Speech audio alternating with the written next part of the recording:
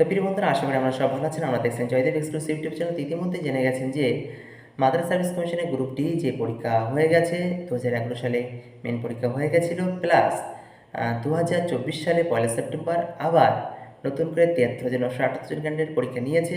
তো এবার আমাদের সামনে হচ্ছে আসল পরীক্ষা, জীবনের সফলতা পাওয়ার শেষ ধাপ হচ্ছে ইন্টারভিউ পরীক্ষা। তো ইন্টারভিউ পরীক্ষা কিন্তু আমাদের অবতীর্ণ হতে হবে এবং সেখানে উত্তীর্ণ হলে তাহলে কিন্তু আপনি চাকরিতে জয়েন করতে পারবেন। তো সেক্ষেত্রে আমাদের গ্রুপ ডি যে পরীক্ষা হবে ইন্টারভিউ, সেখানে বিভিন্ন জেনারেল নলেজ, কারেন্ট অ্যাফেয়ার্স এবং যে টপিক থেকে প্রশ্ন উত্তর ধরা হয় সেই টপিক কিন্তু ইতিমধ্যেই আমার চ্যানেলে প্রোভাইড করা রয়ে গেছে।